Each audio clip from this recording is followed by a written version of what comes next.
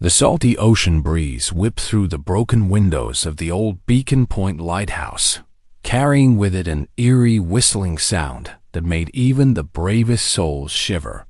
The crumbling structure stood isolated on a rocky cliff, its paint peeling like ancient parchment, while waves crashed violently against the jagged stones below.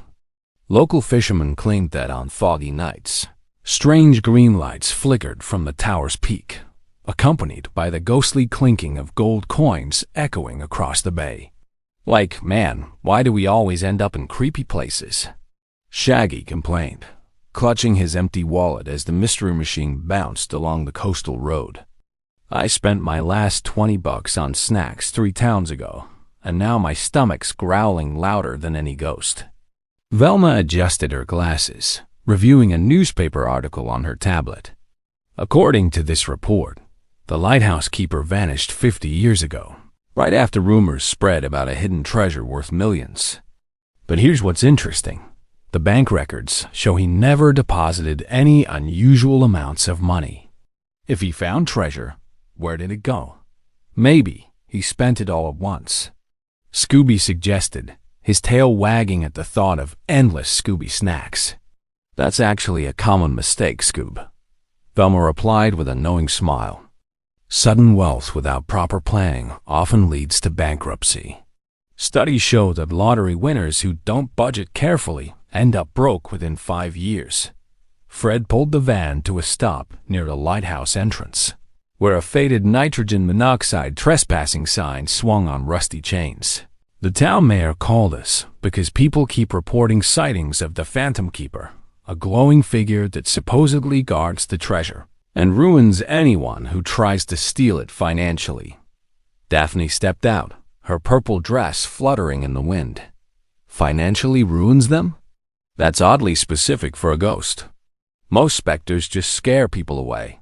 As thunder rumbled ominously overhead, and the first drops of rain began to fall, a blood-curdling wail erupted from the lighthouse tower. The beam suddenly illuminated with that eerie green glow, casting skeletal shadows across the rocks. In the light, they could see a translucent figure wearing an old keeper's uniform, its eyes burning like emeralds as it pointed an accusing finger toward the beach below. "Beware the curse of greed," the phantom's voice boomed across the wind. "Those who seek fortune without wisdom shall lose everything." Shaggy and Scooby immediately dove behind Fred, trembling. Like, maybe this is a good time to talk about the value of not investigating haunted lighthouses, Shaggy squeaked. But Velma's eyes were already sparkling with curiosity. A ghost concerned with financial wisdom? Now that's a mystery worth solving. Gang, I think we're about to learn that the real treasure might not be what everyone thinks it is. The wooden door of Beacon Point Lighthouse creaked open with a groan that sounded like a dying wail, revealing a circular room that reeked of mildew, salt, and decades of abandonment. Cobwebs hung from the rafters like ghostly curtains, and the spiral staircase winding upward disappeared into shadows so thick they seemed almost solid. Rusted nautical equipment lay scattered across the floor, broken compasses, rotted rope, and what appeared to be an ancient ledger book, its pages swollen with moisture. According to my research, Velma began, pulling out her flashlight and illuminating the dusty interior. The lighthouse keeper, Cornelius Beacon, was known throughout the town as a brilliant but eccentric man. He kept meticulous financial records and supposedly invented a revolutionary investment system before his disappearance in 1975. Fred examined the sturdy stone walls, knocking on them to test for hollow spaces. An investment system? In a lighthouse? That seems unusual. Not really, Velma countered, kneeling beside the old ledger and carefully opening it.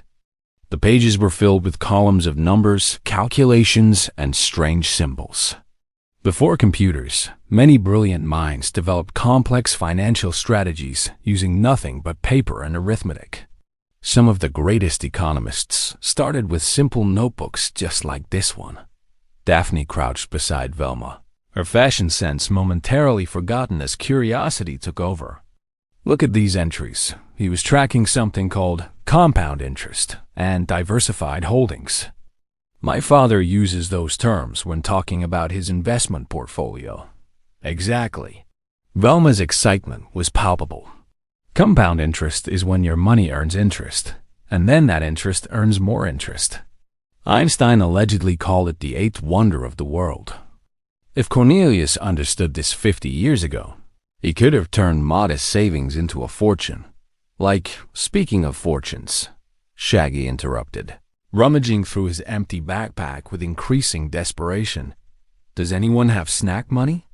I'm so hungry I could eat a ghost. Raggy, you always say rad. Scooby laughed, but his own stomach rumbled in agreement. Fred shook his head with a patient smile. Shaggy, you went through your entire weekly allowance in 2 days buying triple-decker sandwiches. That's exactly the kind of poor budgeting we're investigating. But Fred, man, budgeting is like so hard when sandwiches are so good. Shaggy protested, clutching his growling stomach dramatically. Velma stood up, brushing dust from her orange skirt. That's actually an important lesson, Shaggy. The difference between wants and needs is fundamental to financial health. You wanted those sandwiches, but you needed to save some money for necessities. Cornelius Beacon apparently understood this principle perfectly. Look at these entries. He set aside exactly 30% of every paycheck into savings before spending anything else. That's called paying yourself first. A sudden crash from the floor above made everyone jump. Dust rained down from the ceiling as heavy footsteps echoed through the hollow tower, followed by that same ghostly wail they'd heard outside. The green light flickered at the top of the stairs, and a shadow tall, imposing, and distinctly humanoid stretched down toward them like a dark finger. Leave this place. The phantom's voice boomed, reverberating off the stone walls with supernatural force. The treasure belongs to those who understand its true value. Zoinks! Shaggy grabbed Scooby, and they both bolted for the door, only to find it had somehow slammed shut and wouldn't budge. Like, we're trapped with a financially responsible ghost. That's the worst kind. Daphne noticed something interesting, a trail of wet footprints leading from the stairs to a corner bookshelf, where several leather-bound volumes sat remarkably dust-free despite the decay everywhere else. Look at this. These books are clean, which means someone's been here recently. And they're all about economics, the intelligent investor, common sense on mutual funds, the millionaire next door. Fred immediately moved to examine the bookshelf more closely. Good eye, Daphne. Someone's been maintaining these books while letting everything else rot. That suggests the lighthouse holds something valuable related to financial education. Velma pulled out one of the books, and as she did, a yellowed envelope fell from between its pages. She carefully opened it to reveal a handwritten letter dated 1975, just days before Cornelius Beacon's disappearance. Her eyes widened as she read aloud. To whoever finds this, the treasure everyone seeks is not gold or jewels, but knowledge. I have spent 30 years building wealth through patience, education, and compound growth. My fortune now exceeds $1 million, equivalent to over $5 million in future currency. But I've learned that sudden wealth destroys those unprepared for it. Therefore, I've created a test. Only those who demonstrate true financial wisdom may claim the inheritance I've prepared. The first clue lies in understanding the Rule of 72. The Rule of 72? Fred repeated, looking to Velma for explanation. It has a simple formula to calculate how long it takes for money to double with compound interest. Velma explained eagerly. You divide 72 by your interest rate. For example, at 6% annual return, your money doubles in 12 years. At 12%, it doubles in 6 years. Cornelius must have used this principle to build his wealth. Another crash echoed from above, this time closer. The phantom's glowing form appeared at the top of the spiral staircase, floating down toward them with arms outstretched. Its translucent hands clutched what appeared to be gold coins that clinked together with an otherworldly resonance. The test begins. The specter howled. Prove your worth or face financial ruin. Scooby and Shaggy huddled together, shaking so hard their teeth chattered in harmony. But Velma's expression was one of fierce determination mixed with intellectual curiosity. She held up the letter like a shield. "Gang," she announced, her voice steady despite the supernatural threat bearing down on them. "I don't think this phantom wants to scare us away. I think it wants to test whether we're smart enough to find the real treasure. And I believe the key lies in understanding the economic principles. Cornelius Beacon valued above gold itself." The phantom stopped its descent, hovering just a few steps above them. For a moment, its glowing eyes seemed almost approving. Then, with a sound like wind rushing through a tunnel, it vanished, leaving only a single gold coin spinning on the stone floor. When Fred picked it up, they discovered it wasn't real gold at all. It was chocolate wrapped in gold foil with Chapter 1 complete embossed on the wrapper. Like a chocolate coin? Shaggy's fear immediately transformed into hunger. "Can I eat it?" "Not yet, Shaggy," Velma said, examining the coin carefully. "This is a clue. We're in some kind of elaborate treasure hunt designed to teach financial principles. And something tells me that the phantom, real or fake, won't let us progress until we solve each challenge." Daphne pointed to the spiral staircase, where a faint golden arrow had appeared on the wall, pointing upward. Beside it, words glowed briefly before fading. To find the second clue, one must first understand. A penny saved is more than a penny earned. Benjamin Franklin's famous quote. Velma exclaimed, but with a twist. "Gang, we need to go up." As they prepared to ascend the creaking staircase, with Scooby and Shaggy reluctantly bringing up the rear, none of them noticed the shadowy figure watching from a hidden alcove near the ceiling. A very human figure with binoculars and a small remote control device, whose lips curved into a smile that was equal parts menacing and greedy. The mystery of Beacon Point Lighthouse had only just begun, and the real questions remained. Who was the phantom really? What was the true nature of Cornelius Beacon's treasure? And would Shaggy ever learn to budget his snack money properly? The answers lay somewhere above, in the darkness of the tower, waiting for those brave and financially literate enough to seek them.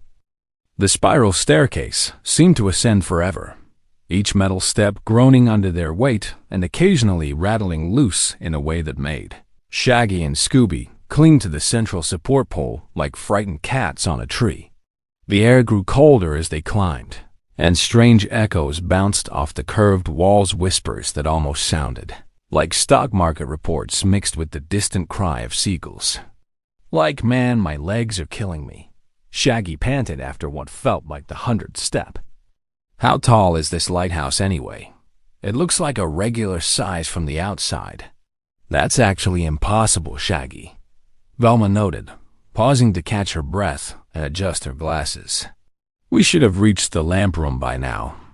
Either this lighthouse has some architectural anomaly or ...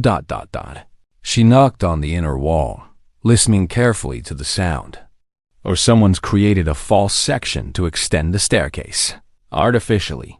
Fred examined the walls more closely with his flashlight, running his hands along the stones. "You're right, Velma. Look at this. The mortar changes color here. These stones are newer, maybe only a few decades old instead of a century. Someone modified this lighthouse after it was decommissioned. But why?" Daphne wondered aloud, her purple headband slightly askew from the climb. Why go through all this effort to create a longer staircase? Unless ... quotes, her eyes widened with realization. Unless the treasure isn't at the top. It's hidden somewhere in the walls themselves, and this extended section is meant to confuse treasure hunters. "Very smart, Raffney," Scooby praised, his tail wagging despite his exhaustion. They finally emerged into a circular room that clearly wasn't the original lamp room. Instead, they found themselves in what looked like a 1970s office preserved in time, complete with a wooden desk, filing cabinets, an old typewriter, and walls covered with charts, graphs, and newspaper clippings about stock market trends. The smell of old paper and stale coffee hung in the air, and a single overhead bulb cast harsh shadows across everything. "Whoa," Fred breathed, stepping into the room cautiously. "It's like a time capsule." Velma rushed to the desk, her eyes sparkling with the thrill of discovery. The desktop was organized with almost obsessive precision. Pencils arranged by size, papers stacked at perfect right angles, and a calculator from the 1970s sitting beside a worn notebook titled Investment Journal Private. "This must have been Cornelius Beacon's private office," Velma announced, carefully opening the journal. "Look at this." He documented every financial decision he made for 30 years. Stock purchases, dividend payments, compound interest calculations. It's incredibly detailed. Daphne moved to examine the wall charts, which showed hand-drawn graphs of various investments over time. "These are amazing." He tracked everything: telecommunications companies, manufacturing stocks, even early computer companies like IBM. And look at this note. Diversification is not about having many investments, but having investments that don't all fail for the same reason. That's the principle of not putting all your eggs in one basket, Velma explained, flipping through the journal pages. By spreading his money across different types of investments, Cornelius protected himself from losing everything if one sector crashed.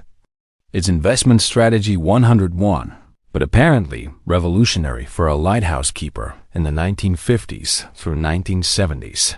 Shaggy had discovered something far more interesting to him: a small 1970s refrigerator in the corner, still plugged in and humming quietly. Like, jackpot! Maybe there are vintage snacks in here. He yanked open the door, revealing not food, but stacks of what appeared to be stock certificates wrapped in protective plastic, along with a note taped to them. Fred retrieved the note and read it aloud. "Congratulations on reaching the second chamber. Here you find not food for the body, but food for the mind. These stock certificates represent 40 years of patient investing. Some succeeded, others failed. Your challenge: determine which 3 investments would have made someone the wealthiest, and explain WHY. The answer reveals the combination to the next door." A puzzle. Velma practically squealed with excitement, carefully removing the stock certificates and spreading them across the desk. There were dozens of T&T, Kodak, Xerox, Polaroid, IBM, Apple, Microsoft, General Electric, and many others. This is brilliant. It's testing whether we understand not just investing, but the principles that make investments successful. Daphne leaned over the certificates, her analytical mind engaging with the challenge. "Okay, so we need to think about what made companies successful from the 1970s through today. Some of these companies don't even exist anymore." "Exactly," Velma confirmed, pulling out her smartphone to do quick research. Kodak went bankrupt because they failed to adapt to digital photography, even though they invented the digital camera. Polaroid suffered a similar fate. These are cautionary tales about companies that didn't innovate. "So, like, avoiding change is bad for business?" Shaggy asked, momentarily forgetting his hunger. "That's kind of like me refusing to try new foods ... Except I do try new foods. Lots of new foods. All the foods." "Actually, Shaggy, you've hit on something important," Velma said encouragingly. Companies that refuse to adapt to changing markets eventually fail. That's why Cornelius's note about diversification is so crucial. If he'd invested everything in Kodak, he would have lost it all. Fred pointed to 3 certificates. "Based on historical knowledge, I'd guess Apple, Microsoft, and maybe a T&T would have been the best long-term investments.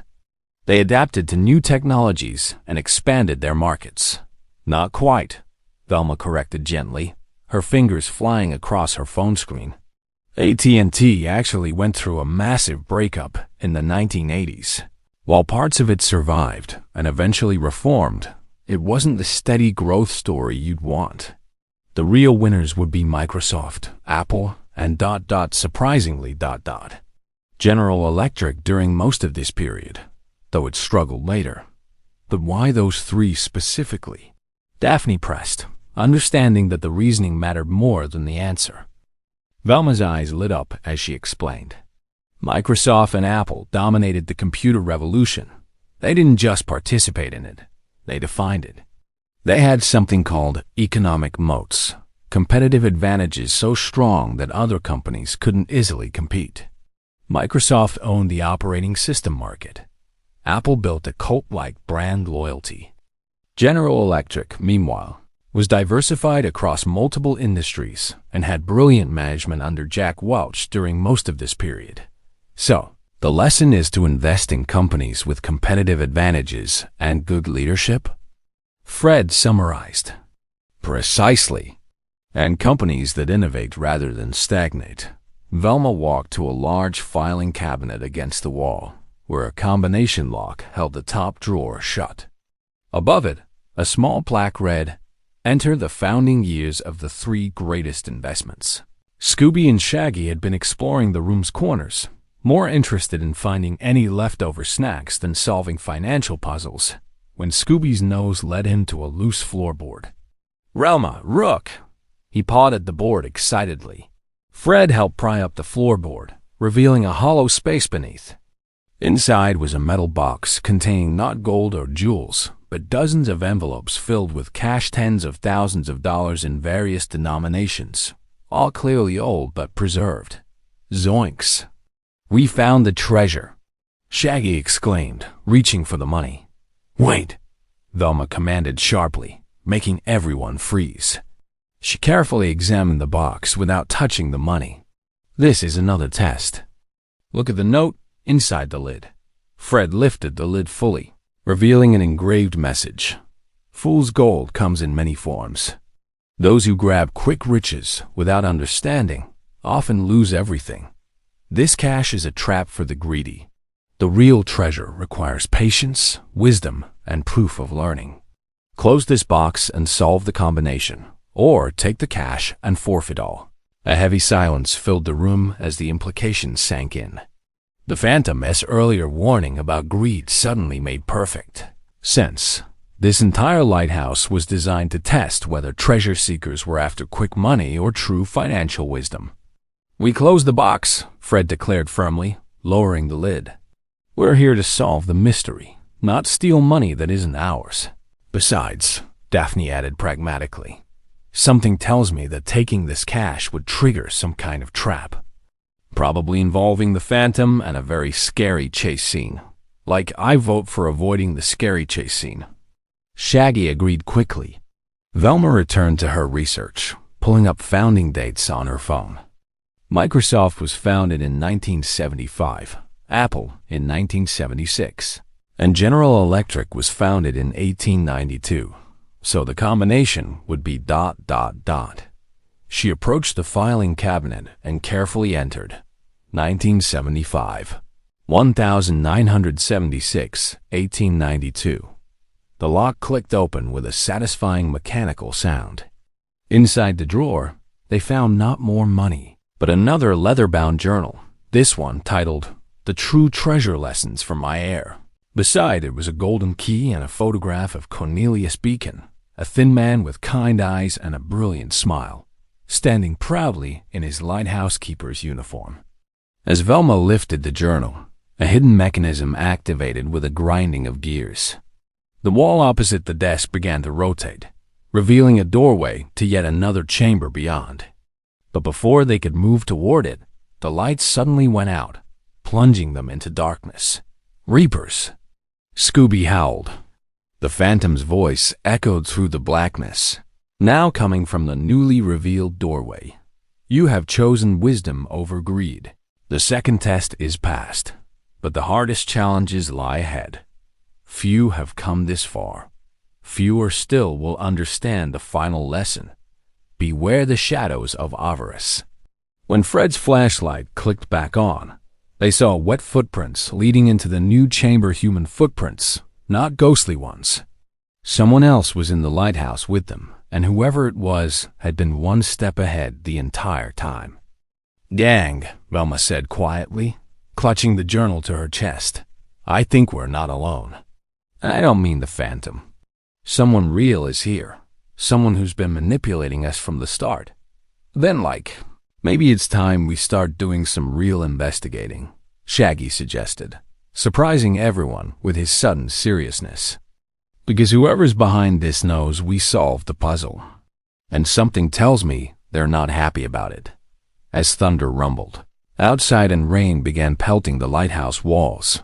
The Mystery Inc. gang prepared to enter the third chamber, where the mystery would deepen and the true nature of Cornelius Beacon's treasure would finally begin to reveal itself.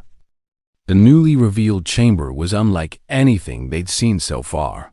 While the previous rooms had been dusty and abandoned, this space was pristine, almost obsessively maintained. The walls were lined with locked glass display cases containing financial artifacts.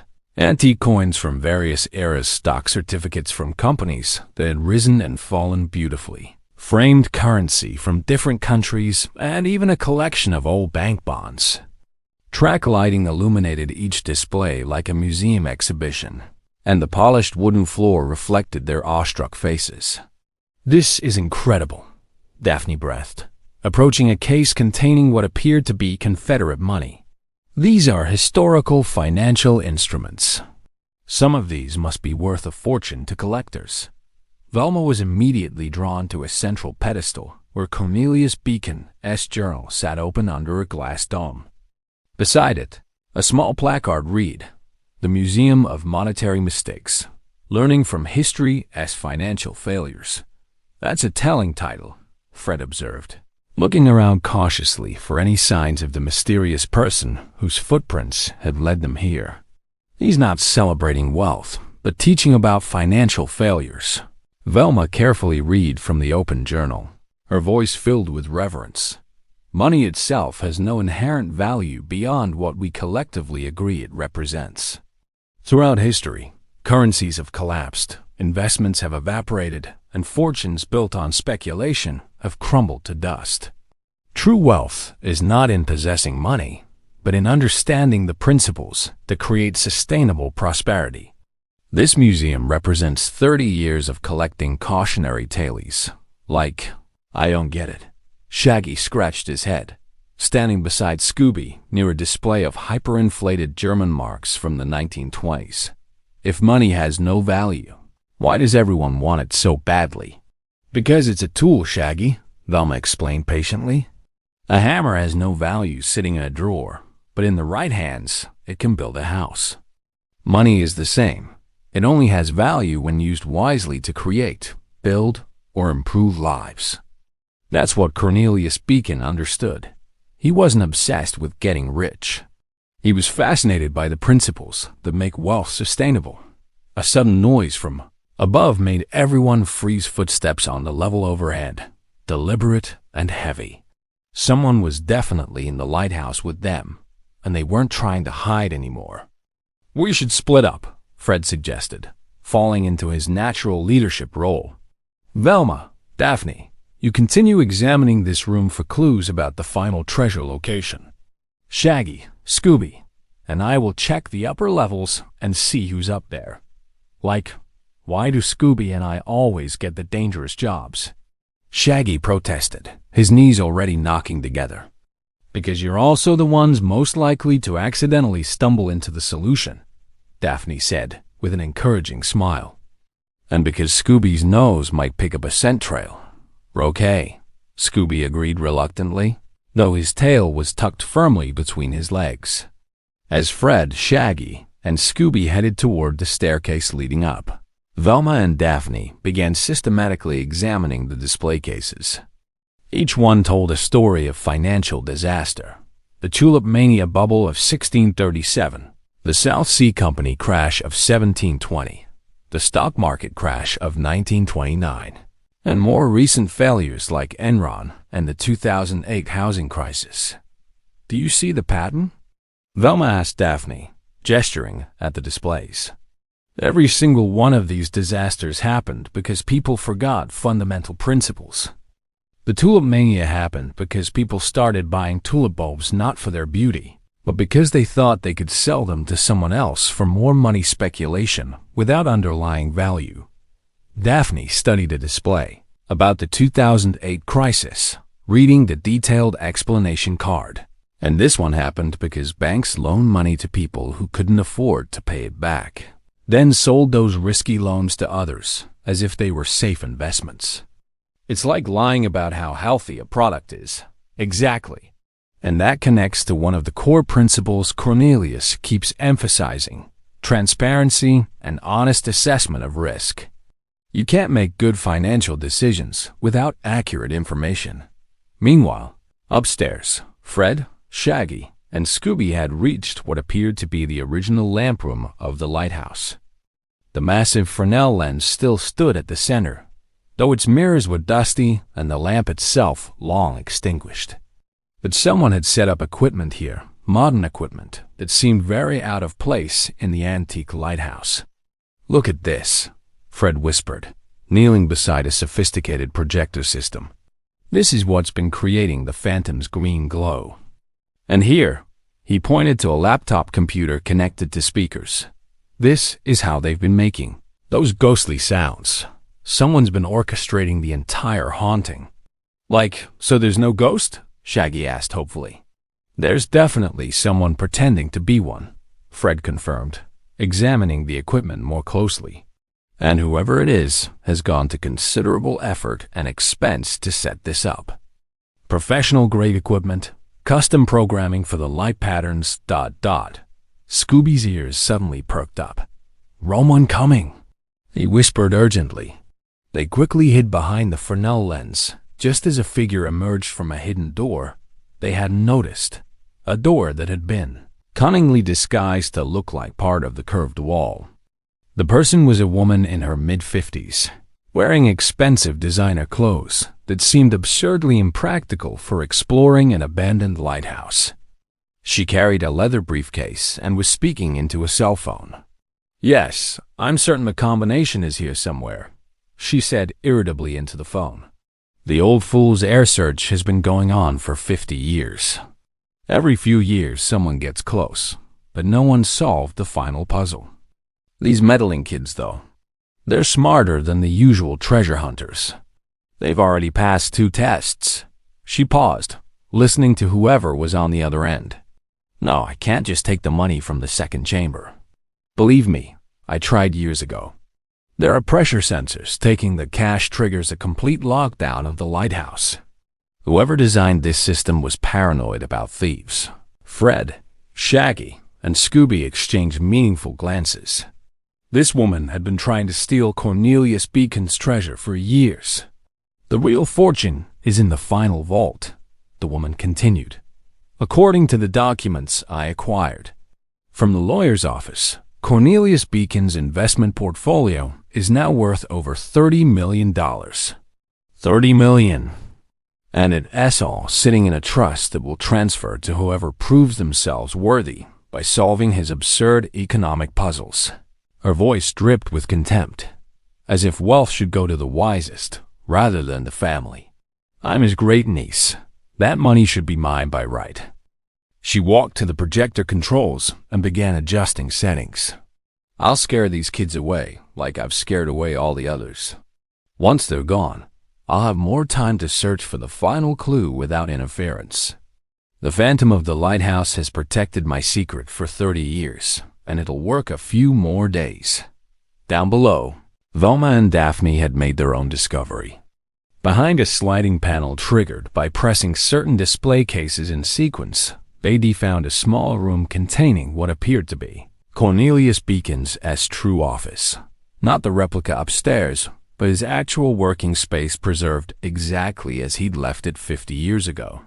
On the desk was a final letter, sealed in a waterproof container with instructions, to be opened only by those who understand that the true treasure is knowledge. Daphne carefully broke the seal and removed the letter, reading it aloud. "To my worthy heir, if you have reached this chamber, you have already demonstrated wisdom beyond most. You chose knowledge over quick cash. You recognize the patterns of financial failure, and you understand that wealth without wisdom is dangerous. Now comes the final test, and it is the simplest yet most difficult of all. The combination to the final vault is not hidden in a puzzle or riddle. It has been in plain sight throughout your journey, visible to anyone who truly understood my message. The combination is 3 numbers that represent the 3 pillars of sustainable wealth. Save first 30%, invest for the future 30%, and live on what remains 40%.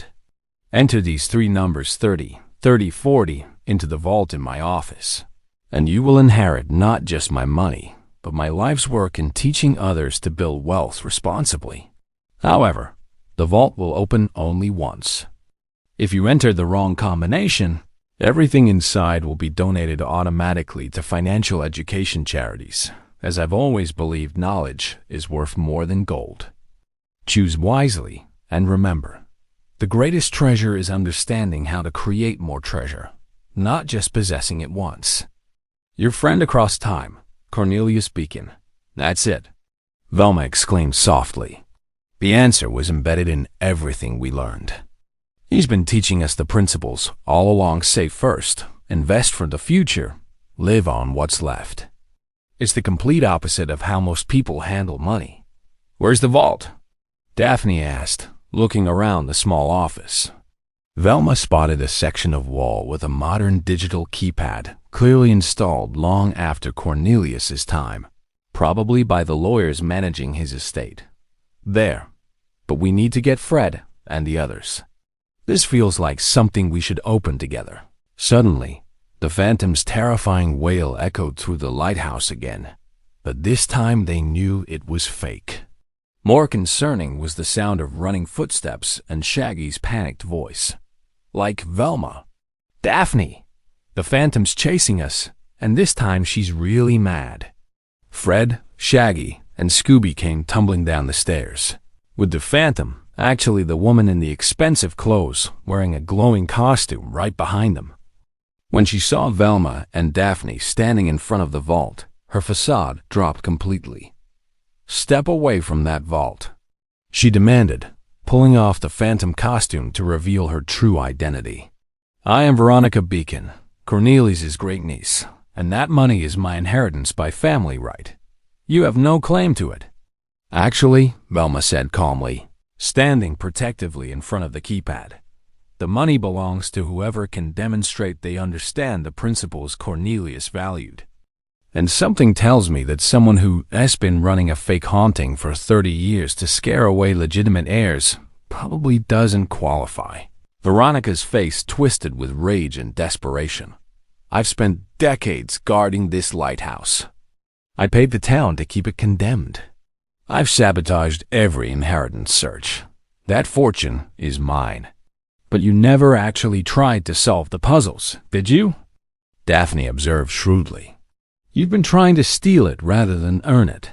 That's exactly the attitude Cornelius was trying to prevent. I don't need to solve childish puzzles about budgeting and investing, Veronica shrieked. I deserve that money because I'm family, because I've waited, because I want it. Fred stepped forward, his voice firm. That's not how inheritance is based on merit work, Miss Beacon, and it's definitely not how the law works. You've been trespassing, fraud, and probably several other crimes. I think it's time we called the police. But Veronica's eyes had taken on a wild, desperate gleam. She lunged toward the vault keypad, clearly intending to enter random numbers in hopes of getting lucky, or more likely, to trigger the donation clause so that if she couldn't have the money, no one could. Scooby-Doo, stop her! Fred shouted. In a moment of unexpected bravery, Scooby leaped between Veronica and the keypad, spreading his paws wide like a furry shield. No, you won't. Shaggy, inspired by his best friend's courage, grabbed a nearby dusty curtain and threw it over Veronica, tangling her up long enough for Fred to grab her arms and prevent her from reaching the keypad. The jig is up, Miss Beacon, Fred said firmly, as Daphne quickly used her purple scarf to tie Veronica's hands. You're going to explain everything to the police. Veronica struggled for a moment, then seemed to deflate, all the fight draining out of her. You don't understand, she said bitterly. I grew up poor while Uncle Cornelius got rich. When he disappeared, everyone said he'd left a fortune, but the lawyers said only someone worthy could claim it. Worthy, as if being family wasn't enough. So I made myself the guardian of this lighthouse. I figured if I couldn't solve his ridiculous tests, I'd make sure nobody else could either. That's the opposite of what Cornelius wanted, Velma said, her voice mixing sympathy with disappointment. He wanted his knowledge shared, not hoarded. He wanted to teach people to build their own wealth, not just hand them money they didn't understand.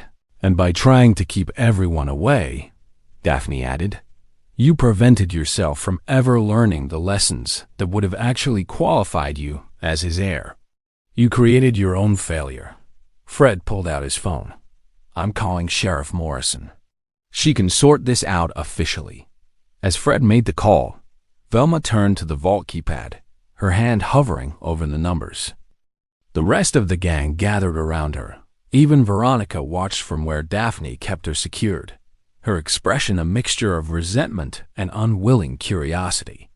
Before we open this, Velma said solemnly, I want everyone to understand what Cornelius Beacon really created here. This isn't about the money inside. It's about proving we learned the lesson. The treasure isn't the $30 million. It's understanding the principles that created those millions in the first place. So, we're not going to be rich? Shaggy asked, disappointed. We're going to be richer in knowledge, Velma smiled. Which is exactly what Cornelius wanted. Ready? Everyone nodded. Velma carefully entered the combination. 3 to 0, 3 to 0, 4 to 0. For a moment, nothing happened. Then, with a deep mechanical rumble, the wall section slid aside, revealing not just a vault, but an entire hidden room beyond. A room that would change everything they thought they knew about Cornelius Beacon's treasure. The mystery was about to reach its conclusion, but the most surprising revelations were still to come. The vault door swung open silently on well-oiled hinges, revealing a room that took everyone's breath away. Even Veronica's bitter expression shifted to one of stunned amazement. The space beyond was larger than should have been physically possible within the lighthouse's dimensions, suggesting Cornelius had excavated into the cliff itself. But it wasn't the size that shocked them. It was the contents. Instead of gold bars, jewels, or stacks of cash, the room contained something far more extraordinary. A complete financial education center, decades ahead of its time. The walls were lined with filing cabinets containing meticulously organized documents. A massive chalkboard covered one wall, filled with compound interest calculations and investment strategies written in fading chalk. Glass-fronted bookcases held hundreds of volumes on economics, investing, and personal finance.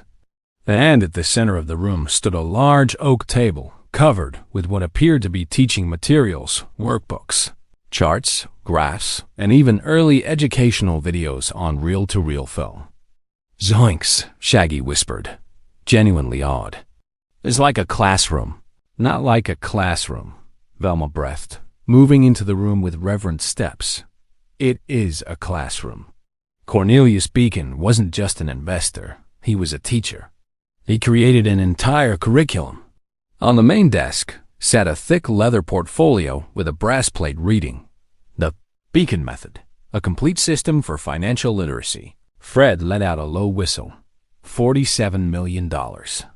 That's even more than Veronica mentioned.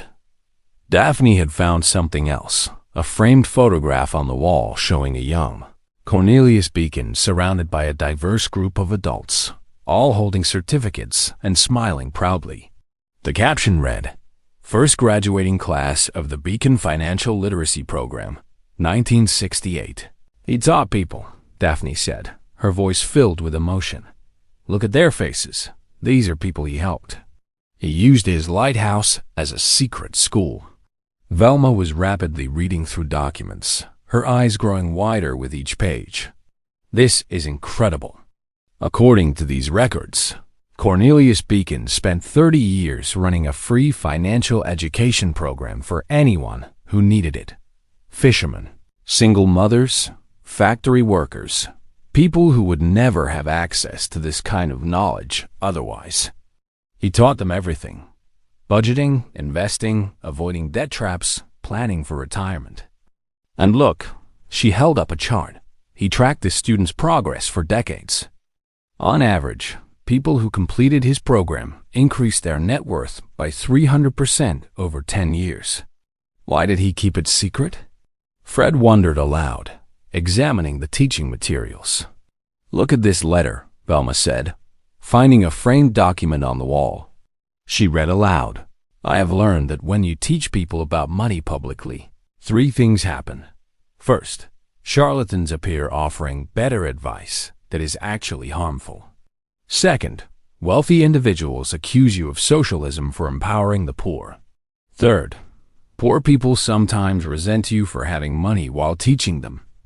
Therefore, I work in secret, helping one person at a time, asking only that they pass the knowledge forward. My lighthouse beacon once warned ships of danger. Now it warns people of financial perils. This is my true purpose." Even Veronica seemed moved by this revelation, her bitter expression softening slightly. I never knew he did this," she said quietly. "He never told the family. We thought he was just a crazy old hermit hoarding money." "He wasn't hoarding," Velma explained gently. "He was building a legacy. Look at this." She pointed to legal documents in the portfolio. "The entire $47 million is set up in a perpetual educational trust. The heir who solves his puzzles doesn't get the money. They get the responsibility of continuing his work running the Beacon financial literacy program and teaching others. So we're not rich." Shaggy confirmed, looking simultaneously relieved and disappointed. "We're richer in purpose," Daphne said, smiling at him. "We've been chosen to continue something amazing." Fred was examining what appeared to be architectural plans for converting the lighthouse into a modern educational center. "Look at this." Cornelius had plans drawn up to renovate this entire building into a proper school, complete with classrooms, computer labs, even sleeping quarters for students traveling from far away. He wanted to scale up his operation, but he disappeared before he could implement it, Velma concluded. And he set up these tests to find someone who would understand the value of what he decreated and continue it. A sound behind them made everyone turn. Sheriff Morrison had arrived, along with a distinguished-looking older man in a suit carrying a briefcase emblazoned with Whitmore and Associates, estate attorneys. "Well," the sheriff said, taking in the scene. "Fred called and said we had a case of fraud and impersonating a ghost. Want to fill me in?" While Fred and Daphne explained Veronica's decades-long deception to the sheriff, the lawyer Mr. Whitmore approached Velma with interest. "I see you've accessed the vault. I'm Walter Whitmore, executor of the Beacon estate. May I ask, did you solve the puzzles legitimately?" "We did," Velma confirmed. "We followed every clue, passed every test, and learned the principles Cornelius wanted us to understand." Mr. Whitmore smiled warmly. "Then congratulations. You're the first in 50 years to do so. I've been waiting since I inherited this case from my father, who inherited it from his father, Cornelius's original lawyer. 3 generations of my family have guarded this secret." He opened his briefcase and removed a thick legal document. "According to Cornelius Beacon's will, the person who successfully completes his challenge becomes the director of the Beacon Foundation and is responsible for implementing his educational vision. You'll have access to the full $47 million endowment, a salary of $150,000 per year for your work, and complete authority to teach financial literacy however you see fit, as long as you follow Cornelius' core principles." "Wait," Velma interrupted. "Me specifically? What about my friends?" "We solved this together. The will specifies the solver and their trusted companions," Mr. Whitmore clarified. "If you choose to accept, you can delegate roles to your team however you wish. You could run this foundation together. Scooby's tail began wagging excitedly. "Ree could rope reach people?" "You absolutely could," Mr. Whitmore confirmed. In fact, Cornelius would have loved that. He believed financial education should be fun, engaging, and accessible to everyone, including children. Who better to teach than people who solve mysteries together? Shaggy's stomach chose that moment to growl loudly, breaking the serious atmosphere. "Like, do Foundation directors get lunch breaks? Because I've been running from fake ghosts for hours, and I'm starving." Everyone laughed, the tension dissolving. Even Veronica managed a small, sad smile. Sheriff Morrison finished taking Veronica's statement and approached the group.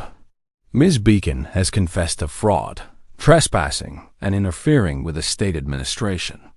However, given the unusual circumstances and the fact that no one was physically harmed, I'm inclined to recommend community service rather than jail time, if the victims agree." Fred looked at his friends, then at Veronica. What if her community service was helping with the Foundation? She's family, she knows the lighthouse, and maybe actually learning what her great-uncle taught would be the best punishment and redemption. Veronica looked up sharply, surprise and hope flickering across her face. "Why, you'd let me help? After what I did?" Cornelius believed in teaching, not punishing, Velma said thoughtfully. If you were willing to actually learn the principles he valued, really learn them, not just go through the motions, then yes, you could help. But you'd have to start as a student, not a teacher. And you'd have to apologize to everyone you scared away over the years, Daphne added firmly. Veronica was quiet for a long moment, emotions warring across her face: pride versus humility, resentment versus hope. Finally, she nodded. "I'd like that. I'd like to finally understand what Uncle Cornelius saw that I was too blind to see. What made knowledge more valuable to him than money? Then we have a plan," Fred declared, his natural leadership organizing everything. "Velma runs the educational programs. She's the smartest person I know. Daphne handles communications and outreach. She's great with people. I'll manage the facilities and logistics. Shaggy and Scooby ... Ree can be rascals," Scooby suggested enthusiastically. "And taste testers for the cafeteria we're definitely going to need," Shaggy added. "Because, you can't learn on an empty stomach, man." Mr. Whitmore was beaming. Cornelius would be so proud. He always said the best teachers are those who never stop being students themselves, people who solve mysteries and seek truth. "You're perfect." He handed Velma a key, a beautiful antique key with intricate engravings. "This is the master key to the lighthouse and all of Cornelius's documents. Use them well." As Velma accepted the key, something caught her eye: an envelope that had been hidden beneath the legal documents in the portfolio, marked "to be opened after the vault." She carefully opened it and found a final letter from Cornelius. "Dear heir, if you're reading this, you've proven yourself worthy not by your intelligence alone, but by your character. You chose wisdom over wealth, learning over loot, and purpose over profit. You understand that the real treasure was never the money. It was the journey that taught you why money matters and how to use it responsibly. But I have one final test, and it's the most important one. Will you actually do the work?" It's easy to feel inspired in this moment of discovery. It's much harder to show up day after day, teaching people who struggle, dealing with the mundane details of running an educational program, and resisting the temptation to use the Foundation's wealth for personal gain. The $47 million is yours to steward, not to own. You'll be tempted. Everyone is. But remember what you learned in my lighthouse. Wealth without wisdom is dangerous. Money without purpose is meaningless. And treasure that isn't shared becomes a curse rather than a blessing. Teach well. Live simply. Compound knowledge as you would compound interest. And remember that the greatest return on investment isn't measured in dollars, but in lives changed. Your friend and fellow teacher, Cornelius Beacon, P.S. In the cabinet marked Emergency Supplies, you'll find my original recipe for lighthouse clam chowder. Teaching is hungry work. You'll need it. Shaggy's eyes lit up. Did someone say chowder recipe? First things first, Velma laughed, carefully folding the letter and placing it back in the portfolio. We need to document everything here, create an inventory, and start planning how to transform this lighthouse into a proper educational center. We've got a lot of work ahead of us, but we can order pizza while we work, right? Shaggy asked hopefully. Yes, Shaggy, Daphne assured him. We can definitely order pizza. As the gang began exploring the vault's contents with renewed energy, discussing plans for the foundation and marveling at Cornelius Beacon's 3 decades of teaching materials, none of them noticed the small detail that would become important very soon. One of the filing cabinets was slightly ajar, and inside, a folder marked Unfinished Business, the Beacon Diamond, sat waiting to be discovered. The immediate mystery was solved, but as with all great mysteries, the solution had revealed an even deeper puzzle, one that would require not just intelligence, but wisdom, dedication, and the understanding that some treasures take a lifetime to fully comprehend. Outside, the storm had passed, and the first rays of sunset were breaking through the clouds, illuminating the lighthouse with genuine golden light for the first time in 50 years. The beacon was ready to shine again, not to warn ships of danger, but to guide people toward financial freedom and wisdom. And somewhere, in whatever place lighthouse keepers go when their watch finally ends, Cornelius Beacon was smiling. The next morning dawned bright and clear, with seagulls crying overhead and waves gently lapping against the rocks below Beacon Point Lighthouse. The Mystery Inc. gang had spent the night in the lighthouse. Fred had ordered sleeping bags delivered, and they'd camped out in the museum room, too excited about their discovery to leave. Even Scooby and Shaggy, despite their usual nervousness about spooky locations, had slept soundly, reassured by the knowledge that the phantom was nothing but projections and sound effects. Velma was already awake at dawn, sitting at Cornelius's old desk with a steaming cup of coffee, reviewing the massive collection of teaching materials. The scope of what Cornelius had created was staggering.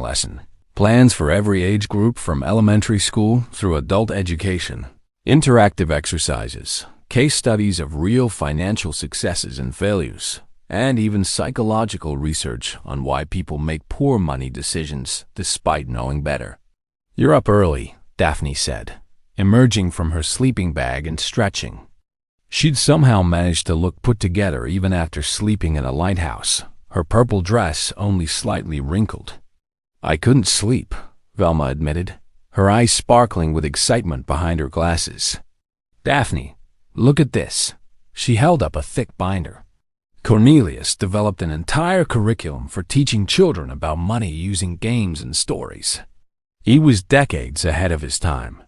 Most schools still don't teach financial literacy, and he was doing it in the 1960s. Fred and Shaggy began stirring as well, with Scooby still snoring loudly, sprawled on his back with his tongue hanging out. So what's our first move? Fred asked practically, always thinking about next steps. We can't just start teaching classes tomorrow. There's planning involved, legal paperwork, renovations, ... Mr. Whitmore is coming back this morning with more documentation, Velma explained. He mentioned something about additional assets we needed to review. I think there might be more to Cornelius's estate than just the investment portfolio. Shaggy was rummaging through the supplies they'd brought. Please tell me someone packed breakfast. All this talk about financial planning is making me hungry. Or maybe I'm just always hungry. It's hard to tell. Scooby-Dooby-Doo. Scooby suddenly yelped, jolting awake. He'd apparently been dreaming about Scooby snacks and was disappointed to find himself on a sleeping bag instead of in a giant doggy treat. Daphne had wandered over to the filing cabinets, idly opening drawers and examining their contents. There's so much here. It'll take weeks just to catalog everything. Look, This entire drawer is full of letters from students thanking Cornelius for changing their lives. Listen to this one. Dear Mr. Beacon, because of what you taught me about budgeting and saving, I was able to buy my first home. My children will grow up with stability I never had. Thank you for caring about people like me. That's the real treasure, Velma said softly. Not the money, but the impact. Cornelius understood that financial education is one of the most powerful tools for breaking cycles of poverty. Speaking of treasures, Fred said, noticing the slightly open filing cabinet that none of them had examined the previous night. What's in there? He walked over and pulled out the folder marked Unfinished Business, the Beacon Diamond. The Beacon Diamond? Daphne repeated, intrigued. What's that? Fred opened the folder and began reading aloud. The Beacon Diamond is not a gemstone, but an investment strategy I've developed over 30 years. It represents 4 points of financial wisdom. Save, bottom point, invest, left point, protect, right point, and give, top point. Together, they form a diamond unbreakable, brilliant, and valuable. I have taught hundreds the first 3 points, but I have failed to adequately teach the 4th. Give. Velma leaned forward eagerly. Keep reading. Fred continued. Giving is the most difficult principle to teach because it seems counterintuitive. When you have little, sharing feels impossible. When you have much, hoarding feels justified. But true financial wisdom understands that giving, whether through charity, teaching, or helping others, completes the cycle of wealth. Money that only flows inward stagnates. Money that flows both in and out circulates and multiplies. That's beautiful, Daphne murmured. There's more, Fred said, flipping through pages. Apparently, Cornelius had planned a 4th room in the lighthouse, a giving room where he would teach people about charitable giving, social entrepreneurship, and using wealth to benefit communities. But he disappeared before he could build it. The plans are all here, though. Shaggy had found something else in the folder, a smaller envelope marked to the air, your first real challenge. He handed it to Velma. I think this is for you. Velma carefully opened the envelope and read the letter inside, her expression growing more serious with each line. Dear Air, congratulations on finding the Beacon Diamond folder. By now, you understand my educational mission. But inheriting this foundation is not just about continuing what I built, it's about completing what I began. Your first challenge is this. Within 30 days of opening the vault, you must identify someone in genuine financial distress and help them without them knowing the help comes from the foundation. Use your mystery-solving skills to discover who needs help. Determine what kind of help they truly need, not just what they want, and provide it in a way that teaches rather than just gives. This is harder than it sounds. People's pride is fragile. Charity can humiliate if done poorly. And giving money to someone unprepared to manage, it can do more harm than good. You must be wise, subtle, and educational. In this folder, you'll find the first case, a local family facing financial ruin, but the cause is not what it appears. Solve the mystery of their troubles. Help them without embarrassing them, and teach them the principles they need to thrive. Do this, and you'll truly understand the 4th point of the Beacon Diamond. You have the resources of the foundation at your disposal. Use them well. The gang exchanged excited glances. This was what they did best, solving mysteries and helping people. There's a case file attached, Velma said, pulling out papers. The Morrison family, Wait Morrison? Like Sheriff Morrison? Oh no, Daphne said sympathetically. Is the sheriff's family in trouble? Velma read quickly through the documents. According to this, Sheriff Morrison's younger sister, Rebecca Morrison, is about to lose her bakery. She's 3 months behind on rent, suppliers are refusing to deliver, and the bank is threatening to foreclose on her business loan. The bakery has been a town fixture for 15 years, but suddenly it's failing. That doesn't make sense, Fred said, his analytical mind engaging with the puzzle. If the bakery has been successful for 15 years, what changed? That's what we need to find out, Velma said, standing up with determination. This is perfect. It combines a mystery with the mission of the foundation. We need to investigate why Rebecca Morrison's bakery is failing, and then help her in a way that teaches financial principles rather than just bailing her out. Like, does this mean we get to eat bakery products? Shaggy asked hopefully. You know, as part of the investigation? Reinvestigation. Scooby agreed enthusiastically, his tail wagging. Yes, Shaggy, Velma laughed. I think sampling the products is definitely part of a thorough investigation. Just then, Mr. Whitmore arrived, knocking on the lighthouse door. When Fred let him in, the lawyer was accompanied by a younger woman carrying multiple file boxes. Good morning, Mr. Whitmore said cheerfully. I see you found the Beacon Diamond folder. Excellent. That means you're ready for the next phase. This is my associate, Jennifer Wu. She'll be helping coordinate the Foundation's legal and financial matters. Jennifer smiled warmly. I've been studying Cornelius Beacon's methods for months in preparation for the heir being found. I'm excited to actually implement his vision. Mr. Whitmore told me you're already looking into the first case, Rebecca Morrison's bakery? We are, Velma confirmed. Do you have any additional information? Jennifer set down her boxes and pulled out a laptop. I do, actually. I've been monitoring the situation as part of the Foundation's community assessment. Rebecca Morrison's bakery, Sweet Harbor Bakes, was thriving until about 6 months ago. Then suddenly, revenue dropped by 60%. She's been using her personal savings to keep the business afloat, but she's nearly out of money. What caused the revenue drop? Fred asked. That's the mystery, Jennifer replied. A new competitor opened across the street, Coastal Confections, and they reselling similar products at prices so low they can't possibly be profitable. It seems like predatory pricing designed to drive Rebecca out of business. That's illegal, isn't it? Daphne asked. It is, Jennifer confirmed, but it's very hard to prove. The new bakery claims they're just offering competitive prices and running legitimate promotions. Velma's eyes narrowed. Who owns Coastal Confections? Jennifer pulled up information on her laptop. That's the interesting part. It's owned by a shell company, which is owned by another shell company, which is ultimately owned by... We haven't been able to trace it completely. Someone's deliberately hiding their identity. Now that's suspicious, Fred said. Someone's intentionally trying to destroy Rebecca Morrison's business, and they don't want to be identified. This isn't just about competition. It's personal. Or strategic, Velma added. Maybe someone wants the property the bakery sits on. Or maybe someone has a grudge against Rebecca.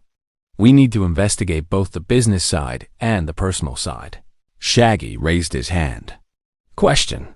Can Scooby and I start the investigation at Sweet Harbor Bakes? Trying the food and talking to Rebecca. Actually, that's perfect, Velma agreed.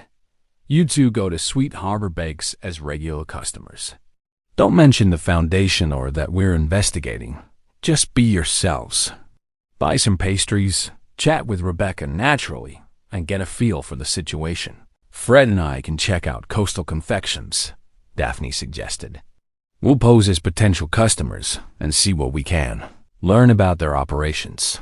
And I'll do research on property records, business licenses, and see if I can trace the ownership of Coastal Confections through public records, Velma said. Jennifer, can you help me access the financial databases? Absolutely, Jennifer agreed. This is exciting. I've read about Mystery Inc.'s investigations. Applying your methods to financial mysteries is brilliant. Mr. Whitmore beamed proudly. Cornelius would love this. He always said financial problems are like puzzles. You just need to find the right pieces and see how they fit together. I'll leave you to your investigation, but keep me updated. The Foundation's resources are at your disposal, within reason. After the lawyers left, the gang quickly prepared for their investigative day. Shaggy and Scooby practically ran out the door, excited about their assignment to eat bakery food. Fred and Daphne headed out in the Mystery Machine toward the waterfront district where both bakeries were located. And Velma set up her laptop at Cornelius's desk, ready to dive into research. 20 minutes later, Shaggy and Scooby pushed open the door to Sweet Harbor Bakes, a bell chiming cheerfully. The shop was charming, painted in cheerful yellows and blues, with display cases that should have been full of fresh baked goods, but were noticeably sparse. Only a few sad pastries and loaves of bread remained, and it was only 10 a.m. Behind the counter stood a woman in her early 40s with tired eyes but a warm smile. Rebecca Morrison. She looked like a younger version of Sheriff Morrison, with the same honest face and strong jaw. "Good morning," she greeted them, her voice genuinely welcoming despite her obvious exhaustion. "What can I get for you?" "Like, we'll take one of everything," Shaggy said enthusiastically, his stomach growling. "We heard this is the best bakery in town." Rebecca's smile became more genuine.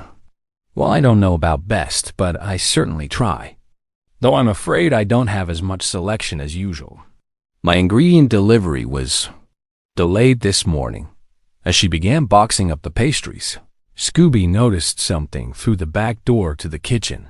He could see a stack of bills on a desk, marked in red, "Final Notice" and "Past Due." His ears drooped sympathetically. "This raspberry Danish is amazing," Shaggy said after his first bite, his eyes widening with genuine delight. "How come there aren't more customers in here?" Rebecca's smile faltered. "Things have been slow lately. There's a new bakery across the street with very competitive prices. I can't match them and still cover my costs. But I'm hoping things turn around soon." Her voice was optimistic, but her eyes told a different story. The story of someone watching their dreams slowly die, trying to stay positive while drowning in debt. "How long have you had this bakery?" Scooby asked sympathetically.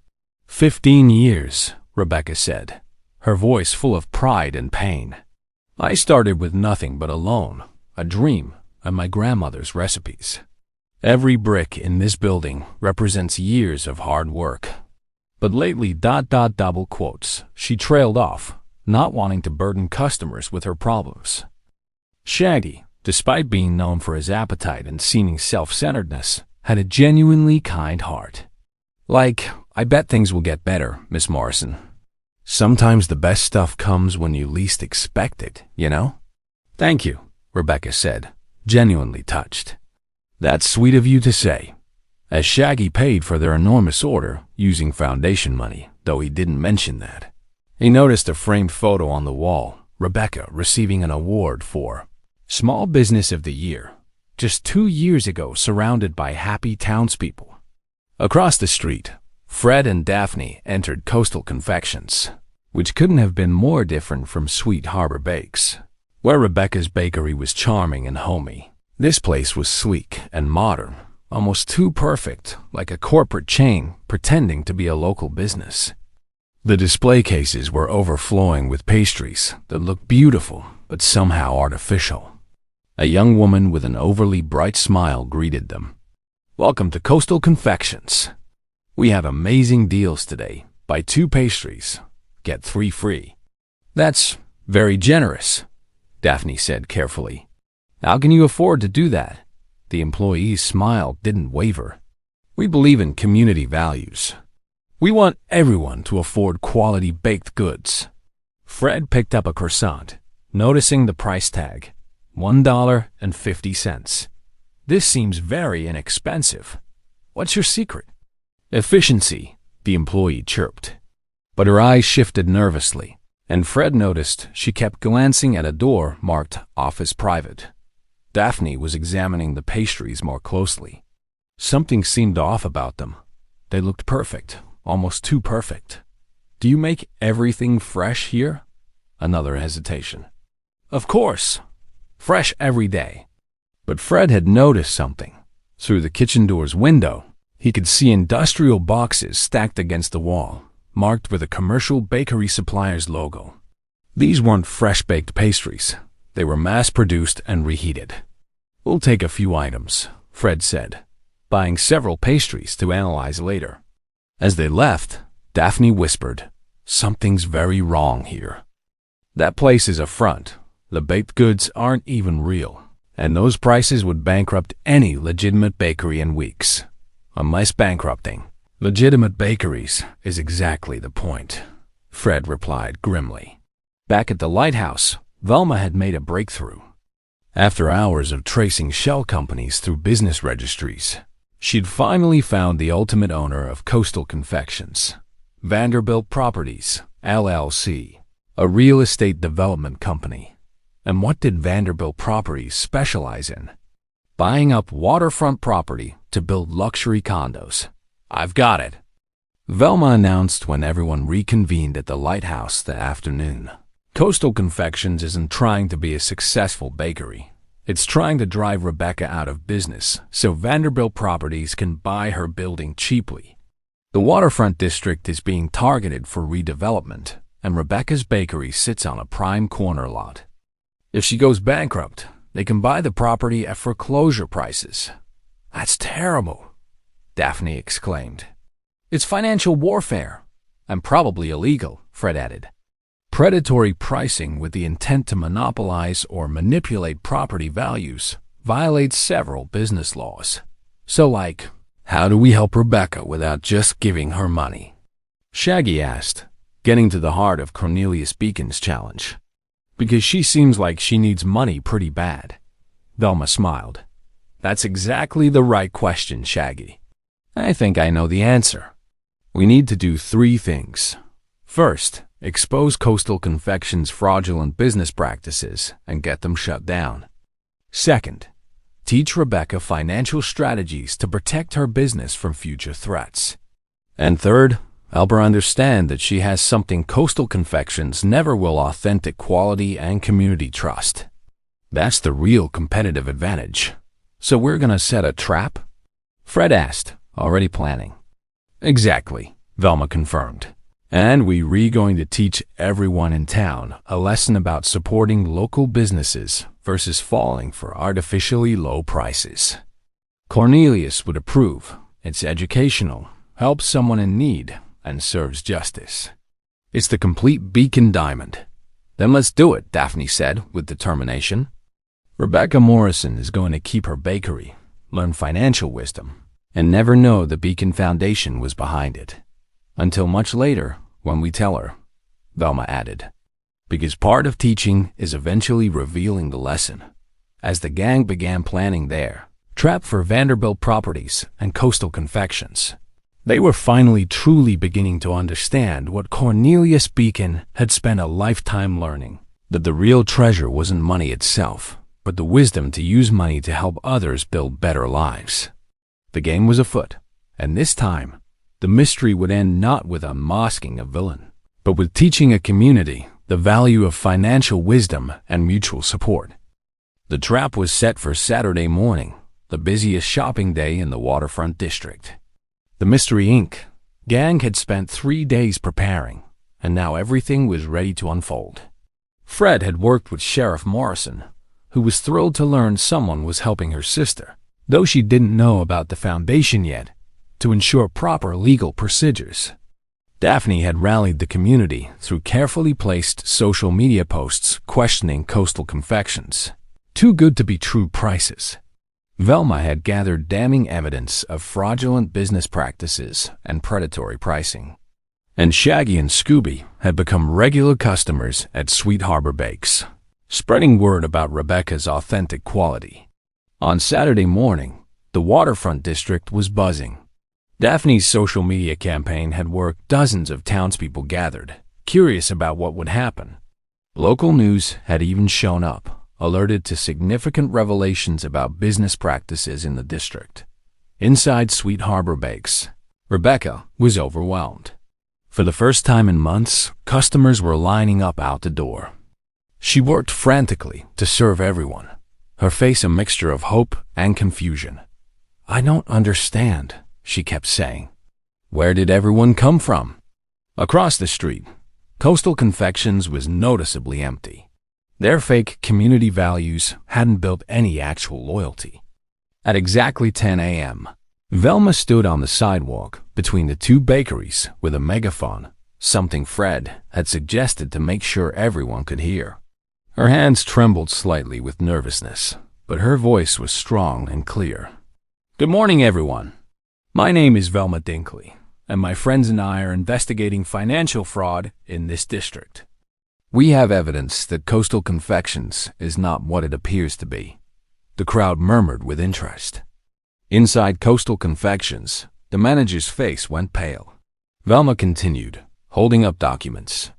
"Coastal Confections is owned by Vanderbilt Properties, a real estate development company.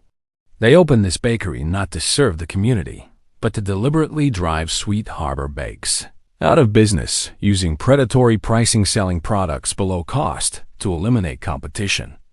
Why? Because they want Rebecca Morrison's building for a luxury condo development." Gasps rippled through the crowd. Rebecca emerged from her bakery, looking stunned. "Furthermore," Velma pressed on, "the fresh-baked goods at Coastal Confections are actually mass-produced items from an industrial supplier, reheated and sold as authentic.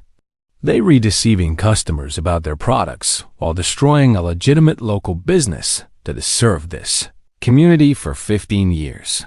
Fred stepped forward with Sheriff Morrison, both carrying official-looking folders. "We filed formal complaints with the State Attorney General's office for fraudulent business practices, false advertising, and attempted monopolization. Additionally, we've documented building code violations at Coastal Confections. Their kitchen doesn't meet health standards for food preparation." The door to Coastal Confections burst open, and a middle-aged man in an expensive suit stormed out, clearly someone important from Vanderbilt Properties. "This is slander. You have no proof of—" "Actually," Daphne interrupted smoothly, holding up her phone, "we have video evidence. Scooby-Doo, wearing a camera harness, filmed inside your facility yesterday.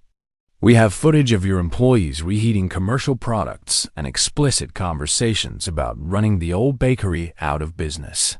We also have financial records showing you've been operating at a $60,000 monthly loss, completely unsustainable unless the goal isn't profit but elimination of competition." The man's face turned red, then white. This is a legitimate business venture. Then you won't mind a full investigation by the State Commerce Department?" Sheriff Morrison asked with a knowing smile. "Because that's already been initiated. As of this morning, Coastal Confections is shut down pending investigation.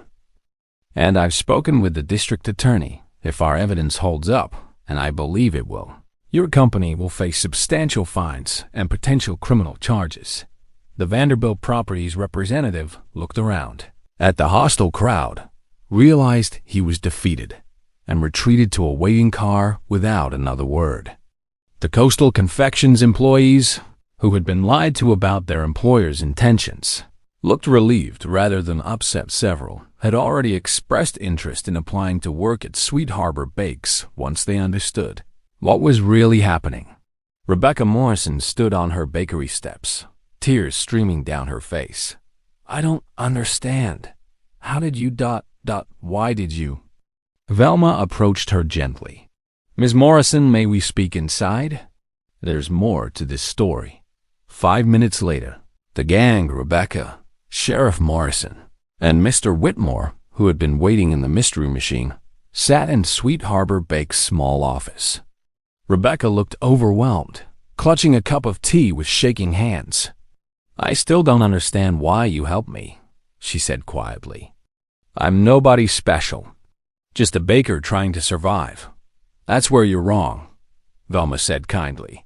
"You're exactly who we were looking for. Ms. Morrison, we represent the Beacon Foundation, an organization dedicated to financial education and helping people in genuine need. You were selected as our first case not randomly, but because your situation demonstrated important economic principles we want to teach." Mr. Whitmore opened his briefcase.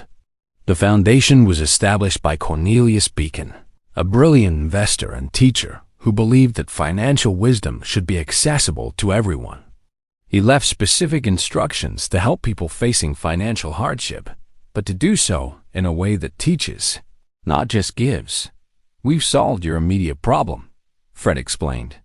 Toastal Confections is shut down, and we've ensured Vanderbilt Properties can't use similar tactics against you again. But that's just the first step. Daphne leaned forward. Rebecca, we've reviewed your business finances, with your permission, which Sheriff Morrison obtained on your behalf. Your bakery is fundamentally sound. You're not failing because of bad business practices. You were being deliberately sabotaged. But there are things you can learn to protect yourself better in the future. Velma pulled out a folder. The Beacon Foundation would like to offer you 3 things. First, a zero-interest loan to cover your immediate debts and give you breathing room. But it comes with a requirement: you must complete our financial education program, which teaches budgeting, emergency fund building, and business protection strategies. Second, Fred continued, we reconnecting you with a business mentor who understands local economics and can help you develop strategies to grow sustainably. Not just survive, but thrive. And third, Daphne added with a warm smile, we're helping you understand something you already have but might not fully appreciate: your competitive advantage. Your products are authentic, made with love and traditional recipes. Your community connection is real. Those things of value that no corporate bakery can replicate. We're going to help you market that value properly. Rebecca was crying openly now, but these were tears of relief and gratitude. I don't know what to say. This is too much. I can't possibly. You can, Velma interrupted gently, and you will. Because part of accepting help from the Beacon Foundation is paying it forward. Once you've learned these principles and your business is stable, you'll teach others. You'll share what you've learned with other small business owners.